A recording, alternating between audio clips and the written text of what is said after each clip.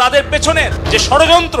মাথায় কালো ক্যাপ, মুখে মাস্ক পরে দিল্লি পালানোর সময় জুনায়েদ আহমেদ পলককে আটকে দিয়েছে শাহজালাল আন্তর্জাতিক বিমানবন্দর কর্তৃপক্ষ। মঙ্গলবার দেশ ছেড়ে পালানোর চেষ্টায় তিনি হযরত শাহজালাল আন্তর্জাতিক বিমানবন্দরে পৌঁছান, কিন্তু একটুর জন্য খেলেন ধরা, হতে পারলেন না দেশান্তরী। সেখান থেকেই আটকে দেওয়া হয় সদ্য সাবেক এ প্রতিমন্ত্রীকে। তিনি শেখ হাসিনার সরকারের নাটোর ৩ আসনের সাবেক সংসদ সদস্য ছিলেন। শাহজালাল আন্তর্জাতিক বিমানবন্দরের ভিআইপি লাউঞ্জ থেকে মঙ্গলবার বিকেল ৩টার দিকে তাকে আটকে দেওয়া হয়। ১০০ গ্রাম রাঁধুনি হলুদ বা মরিচের গুঁড়ার সাথে 2টি এবং ২০০ গ্রামের সাথে 4টি রাঁধুনি স্বাদ মিশালি ফ্রি। বেসামরিক বিমান চলাচল কর্তৃপক্ষের দায়িত্বশীল সূত্র জানিয়েছে বিষয়টি।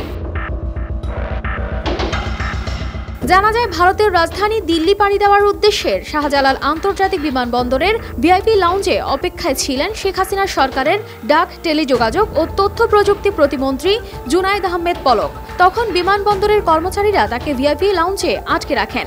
এর আগে সোমবার রাতে নাটোরের সিংড়ায় তার বাড়িতে হামলা চালানো হয়। বিকেলে তার বাড়িতে আগুন ধরিয়ে দেয় বিক্ষুব্ধ জনতা।